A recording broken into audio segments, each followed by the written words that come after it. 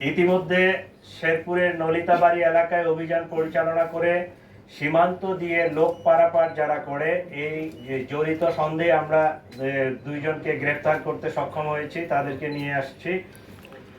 আর RAB motor সাইকেলের যে মালিক মনে করছে এরকম একজনকে র্যাব আটক করে আমাদের হাতে সোপর্দ করেছে।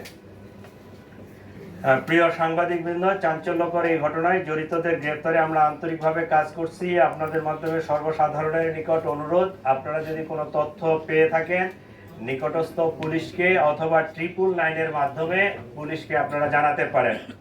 আপনারা আরো জানবেন যে সেই অপারেশনের দিনে যে মোটরসাইকেলটি ব্যবহৃত হয়েছিল এটা আমরা উদ্ধার করতে সক্ষম হয়েছি। এই ছিল মোটামুটি আমাদের পক্ষ থেকে এখন পর্যন্ত এই মামলায় যে অগ্রগতি। তাহলে মোট কতজন? তিনজন। মোট তিনজন। দুইজন কি দেশে আছেন না পালিয়ে গেছেন? আপনাদের কাছে সর্বশেষ তথ্য কি রয়েছে? আমাদের ইমিগ্রেশন ডাটাবেস চেক করে এখন পর্যন্ত তাদের পালিয়ে যাওয়ার কোনো তথ্য পাওয়া যায়নি। আমরা ফয়সালের পাসপোর্ট নাম্বারটা পেয়েছি, তার সর্বশেষ যে ট্রাভেল পাওয়া গেছে সেটা জুলাইয়ে সম্ভবত, সেটা থাইল্যান্ড থেকে সে আসছে, দেশে ইন করছে। এরপরে ইমিগ্রেশন ডাটাবেজে আর তার ডিপারচারের কোনো তথ্য নেই। প্রাথমিকভাবে আপনারা কি পেয়েছেন যে হাদির ওপর কেন হামলা হতে পারে? প্রাথমিকভাবে আপনারা কি পেয়েছেন?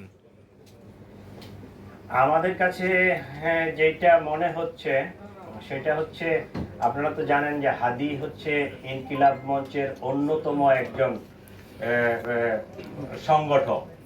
সংগঠক। তো এইটার যারা রাইভাল, যারা এটাকে পছন্দ করে নাই, যারা এটার প্রতিপক্ষ, তারাই তাকে টার্গেটেড একটা কিলিং করার জন্য এই হামলাটা করেছে। এই ঘটনায় কোনো মামলা হয়নি এখনো? আমরা বাদী পক্ষের সাথে 2 দিন ধরে খুব জোর প্রচেষ্টা চালাচ্ছি যে তাদেরকে দিয়ে মামলাটা করলে অনেক ভালো হতো। কারণ পুলিশ বাদী না হয়ে তাদের, যেহেতু তার ভাই আছে, তার নিকট আত্মীয় যারা আছে, তাদেরকে দিয়ে তারা ওই আসতে পারতেছে না, আসলে তারা রুগী নিয়ে ব্যস্ত। তো জিনিসটা সুন্দরভাবে জিডি করা আছে, আমরা অলরেডি এফআইআর ড্রাফটও করছি। আজকে আমরা সিদ্ধান্ত নিচ্ছি যে তারা যদি নাই আসে সেক্ষেত্রে আমরা ট্রাই করব যে এফআইআরটা নিয়ে ওই হাসপাতাল থেকে তাদেরকে সিগনেচার করে নিয়ে আসা যায় কিনা। যদি সিগনেচার তারা করে দিল, না হলে আমরা পুলিশ বাদী হয়ে মামলাটা রেকর্ড করে ফেলবো।